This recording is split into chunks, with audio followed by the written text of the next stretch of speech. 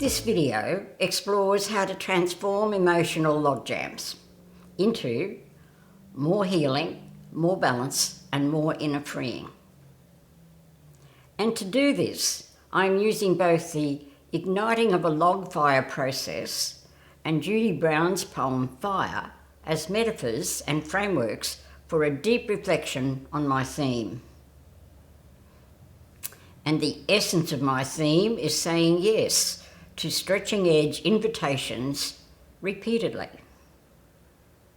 To do this ignites the fire of love inherent within each of us by enabling each of us to become more of the best self that we have the potential to become.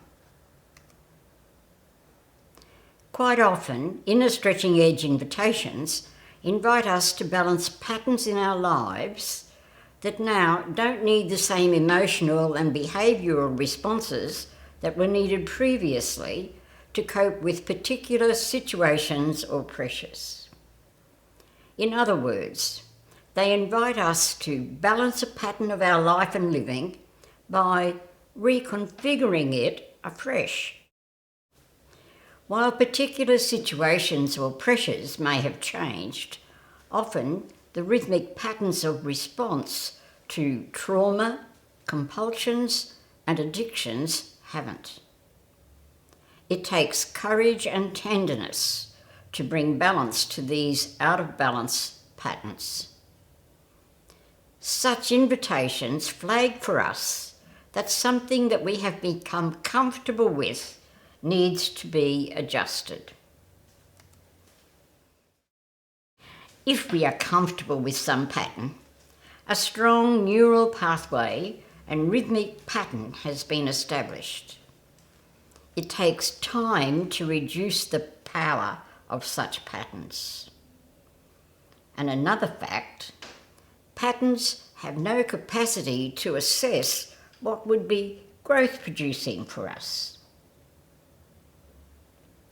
A special note is that these invitations arise from within, at times when we are ready and capable of moving out of comfort zones into a more challenging time of giving birth to a modifying pattern.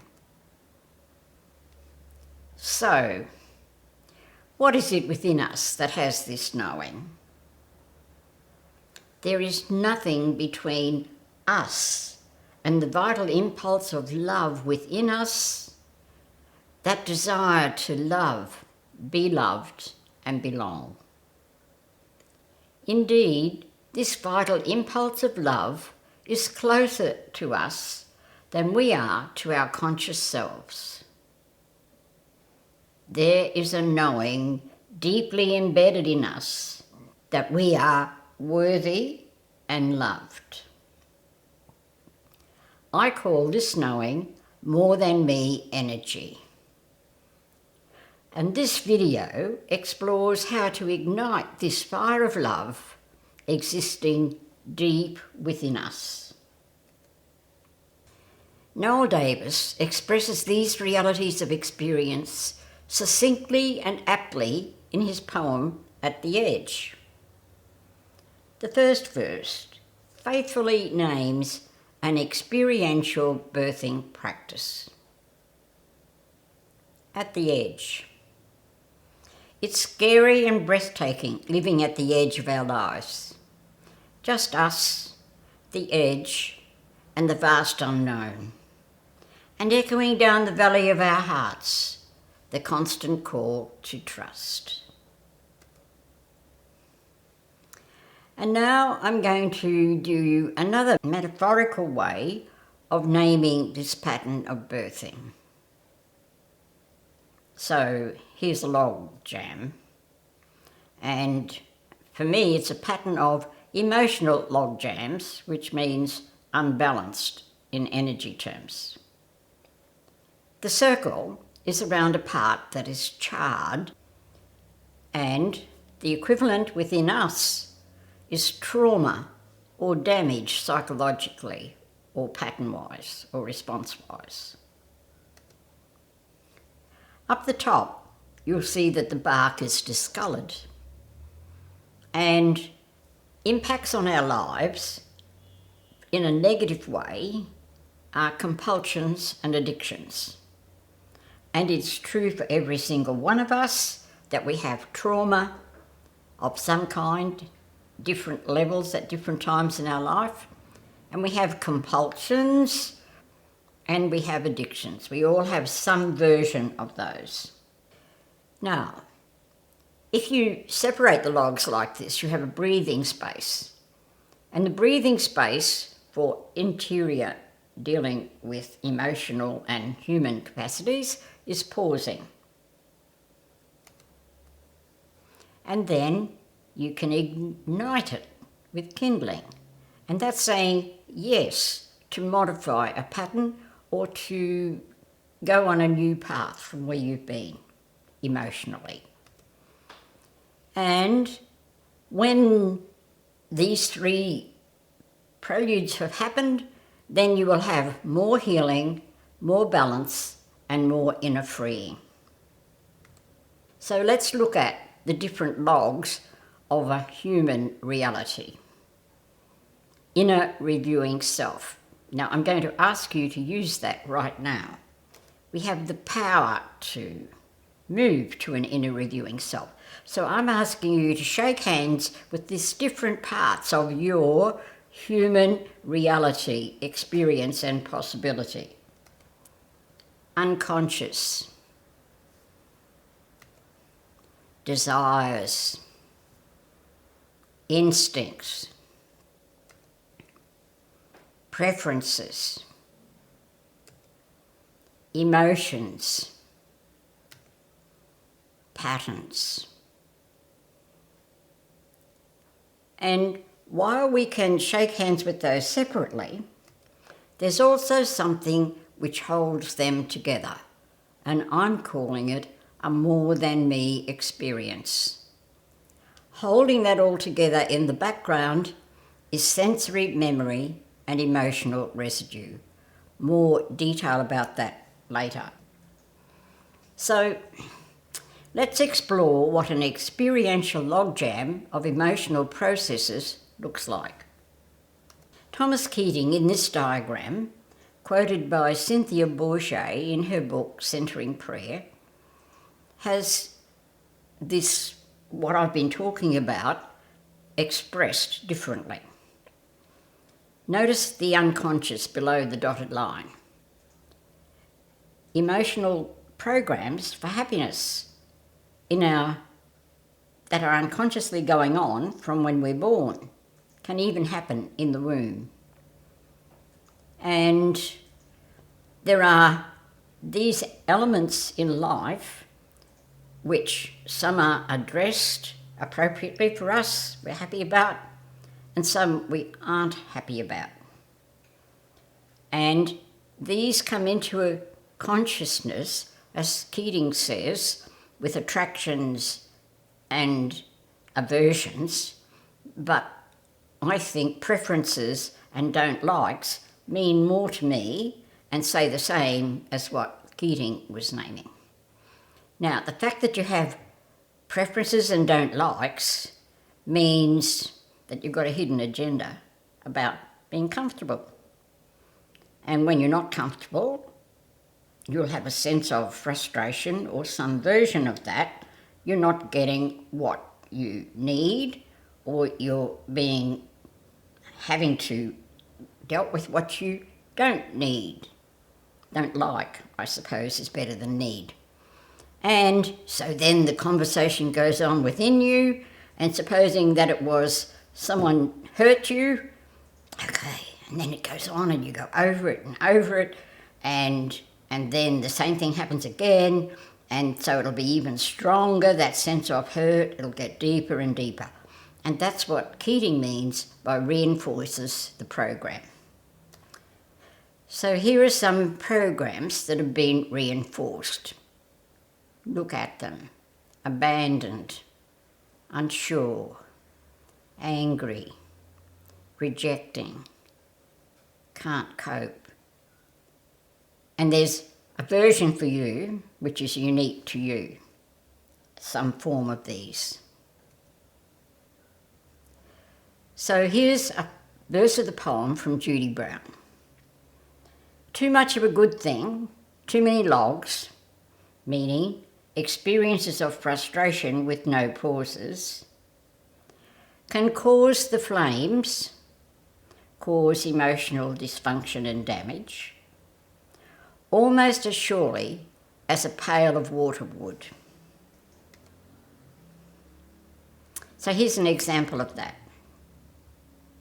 At 10, I solved an adult problem. I was so chuffed, I kept on repeating this until it was an emotional logjam of being responsible 24/7. Now we all have or have had some such pervasive trauma pattern or patterns. Here are some. Afraid to speak up when you want to. Not confident to go ahead when it would be good to go ahead. Constantly feeling guilty even when you haven't done anything wrong. Not feeling good enough even though really you are. Name one of yours, a little space. We also have or have had compulsions or addictions such as being a workaholic or eating more chocolate than is good for us. For both of these types of experience patternings, inner invitations to modify also arise now and again, and have for you. So, I'm now going to name some stages of an emotional logjam. Already pointed out as I was going around the diagram. We remember and relive painful experiences much more than affirming experiences. And because we do that, we will have a build-up of trauma. And let's use an example. If someone says to you, "Oh, that was really kind of you," well, for me, and probably for you at a different level maybe, it's like it goes in one ear and out the other. It doesn't go deeper like hurt does, or feeling invaded, or being triggered somehow or other. And there's an apparent comfort vibe about reliving. I want to get back at her. I want to get back at her. There's a satisfaction in there. And I say apparent because it's really increasing our discomfort or damaging us emotionally. And as we saw in the diagram, repetition makes patterns stronger. And for every time you're hurt there and you don't pause, there'll be an addition to your unaddressed build-up in emotional residue. So the first time you're angry and you don't pause, there'll be some in your unconscious that is unaddressed. The next time and the next time and the next time adds to that. And that's what I call a pool of unaddressed pain. And feelings come to run you when that pattern of expressing anger, feeling anger, brooding on it, they come to run you when a pattern is at automatic level. At this deeper, bigger pool of pain level, it's likely to be of unaddressed pain. It's likely to be projected onto others or turn inward. At some stage, other people can identify you with whatever this feeling is that's running you, probably before the person can. Like, I'm sure there are people who say, "Oh, she's always angry," or "She's always cheerful," or "She's a wet blanket." "Oh, she uses a lot of energy." I have all she's. It's true for he's as well. So, this is my note, and this is really putting in words what we saw in the diagram. no pausing and listening interiorly equals no breathing space for coming to inner balance and expansion of our best self. There's an inner journeying implication. Personal noting of these universal patterns enables pausing and listening in the pauses for 1. Invitations that flag bringing more balance to patterns that are now out of balance. And sometimes it's about a new direction within our attitudes, values, behaviours. And Judy Brown has a poem, which I'm quoting. When we are able to build open spaces, in the same way we have learned to pile on the logs, then we can come to see how it is fuel and absence of the fuel together that makes life possible, makes fire possible. So in the diagram, I didn't put it in before, after frustration, which is number 5, Keating has a 5A, and that 5A says place where the pattern can be turned around. And so that means you're feeling frustration, that's the fuel. And you make a pause, and that's the absence of fuel. And it's that pausing which is so important to be able to come to our best selves. So, my version, 5A is the how to open emotional spaces through pausing and listening in the pauses. And you see the logs with the open spaces. A bigger version of my 5A.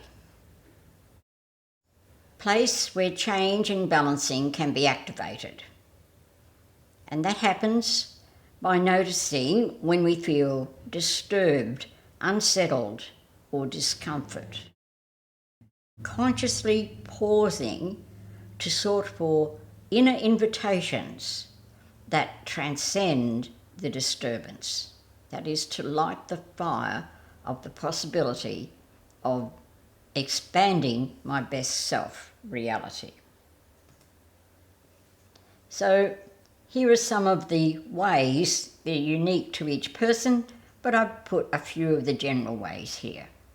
Free, balanced, confident. Actually, I'm putting more in front of those. Have more equanimity. Being more able to live happily in flow with life. Moving towards being in touch with more of the best self we are capable of becoming.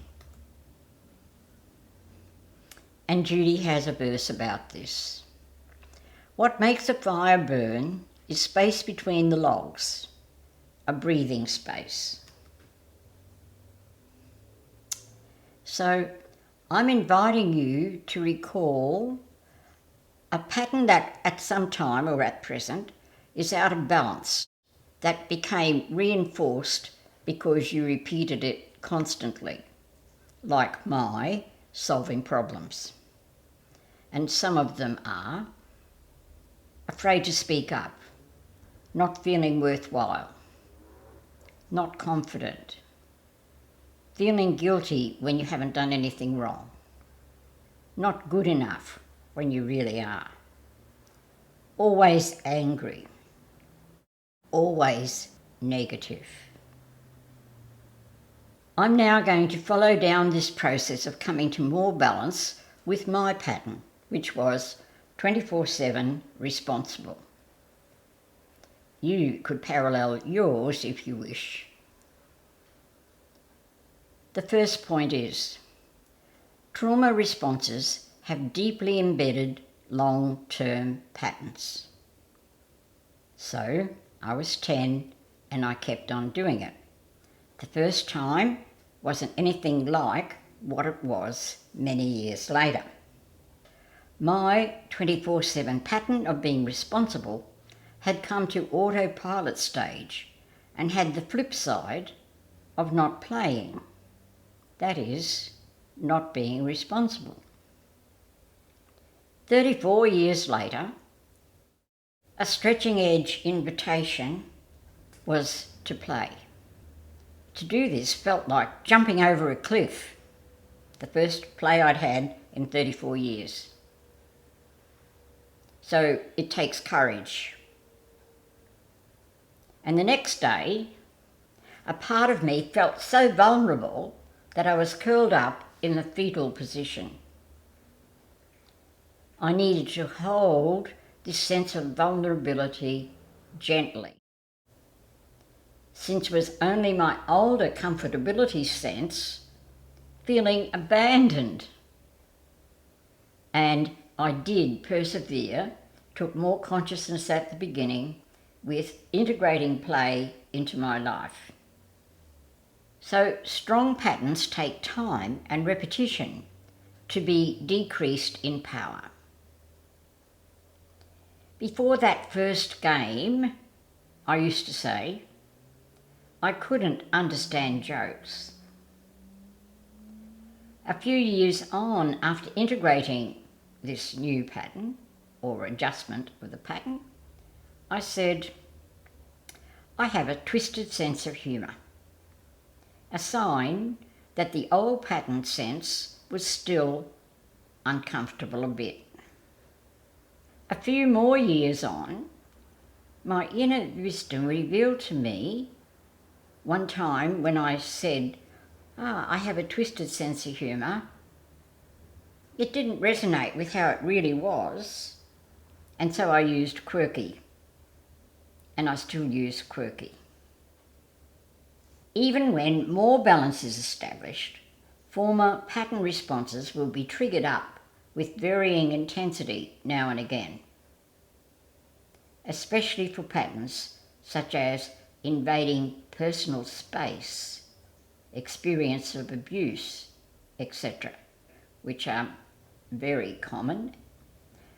Mine is that every now and again, feeling that I've got a lot of things to do and I can forget all about playing for some time. Of special note is that the arisings mentioned here, like that stretching edge invitation for me to play after 34 years, that wasn't initiated by me. So where did it come from? And I'm saying more than me, vital impulse of love within me and ahead of me. So there are inner journeying implications here too. Pausing, listening in the pauses, and then saying yes creates breathing space for logs of emotional reality to burn brightly, or in other words, bring more healing, more balance, more inner freeing.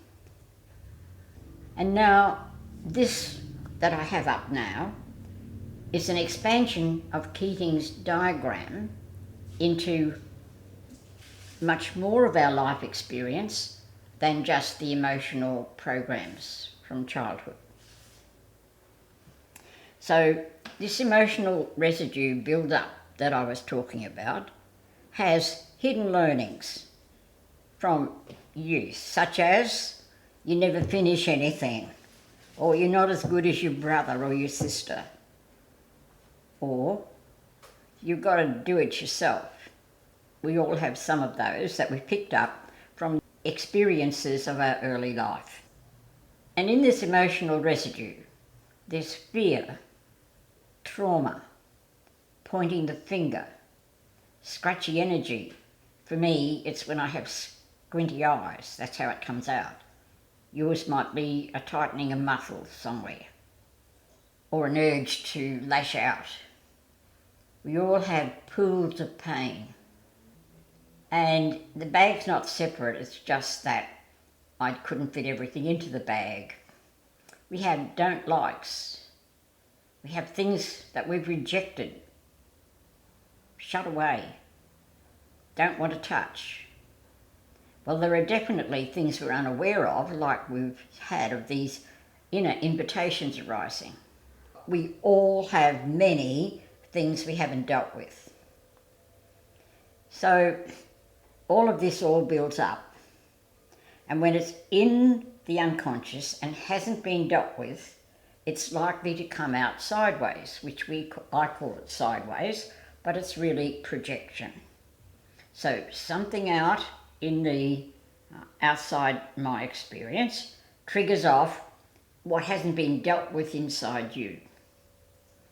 And that projection, forms of it, are disrespect, blaming others, toxic guilt, domestic violence, war.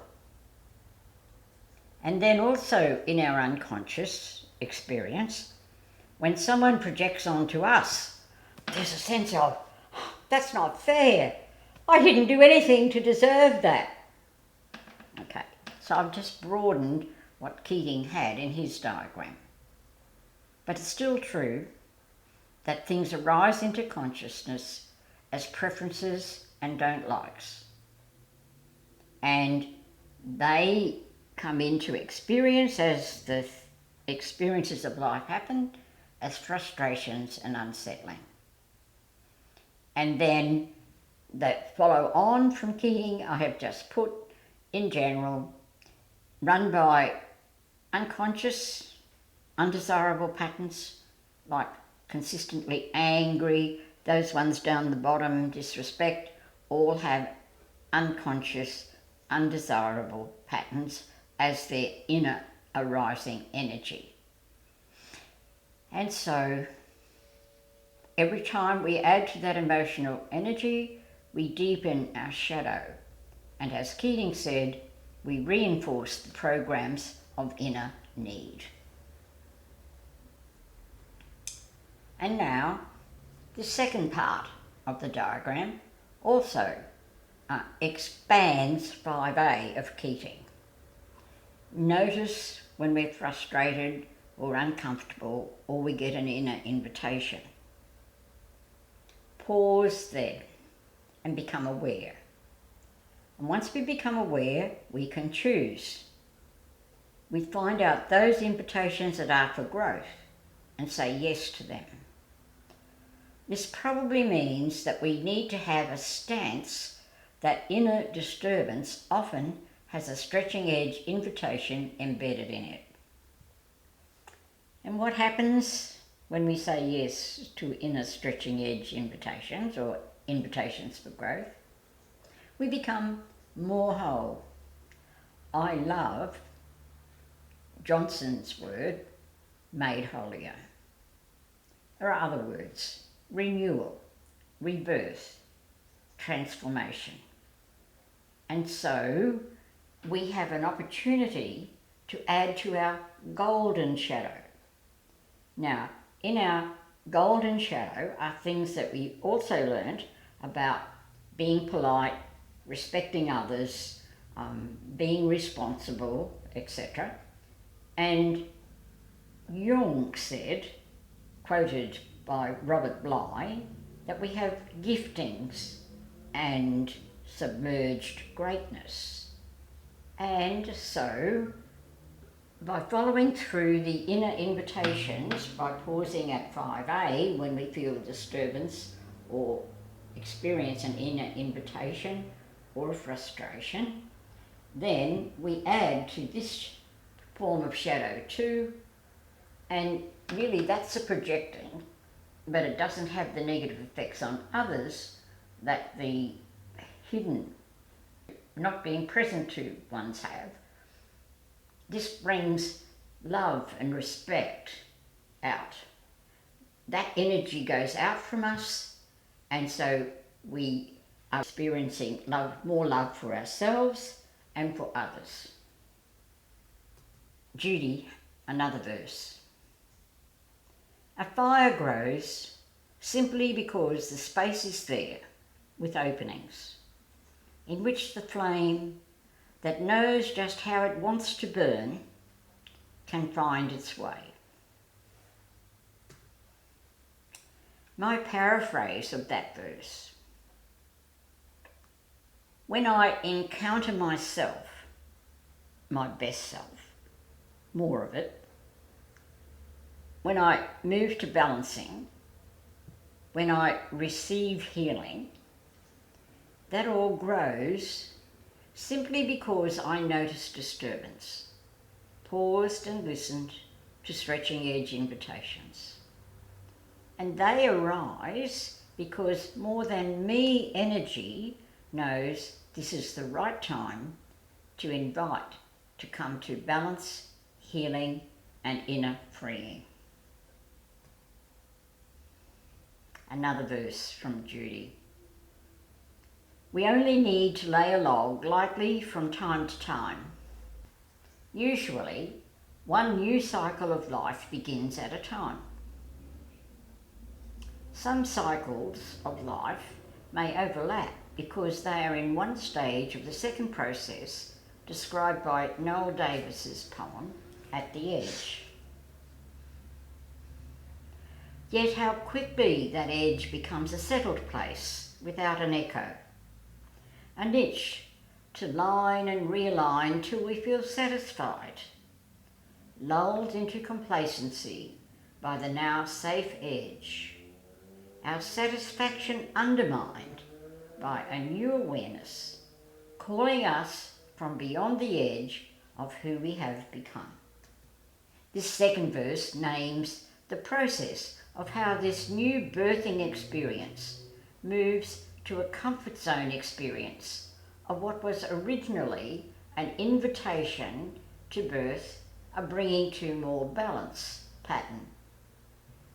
And so, a summary from Judy.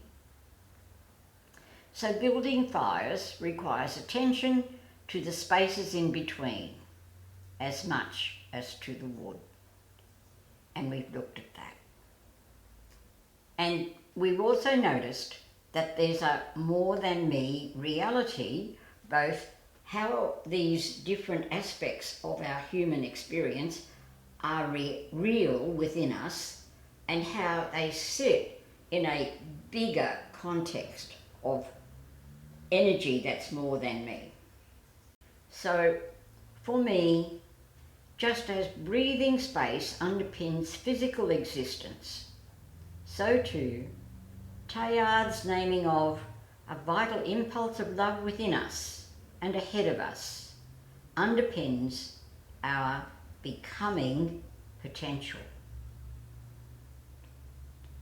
Noticing inner disturbance, pausing and listening to what reveals itself in those pauses enables us to allow that vital impulse of love within us and ahead of us to co-sculpt with us who we are becoming. Teilhard summarises this. Someday we shall harness for God the energies of love. I'm now summarising what I presented in this video. We do our part to harness this energy of love by lighting the fire of this love within and ahead of us.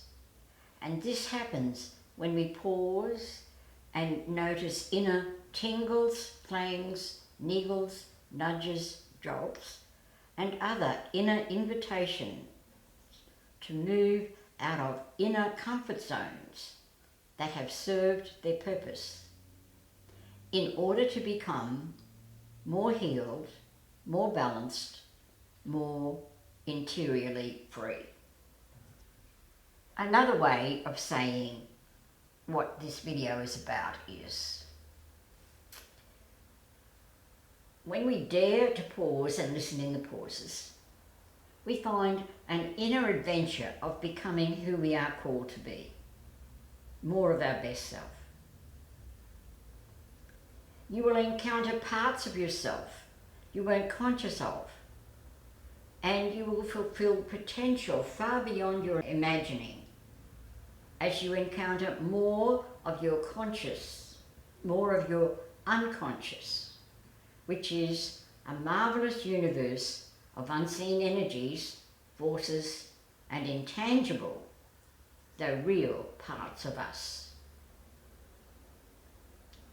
The outcome of this adventure is a flourishing of the abiding love inherent in all of us, a healing of trauma, which is the flip side of saying yes to stretching edge invitations. We come to know what these are by pausing and listening. The breathing space between the various logs of human emotional experiences.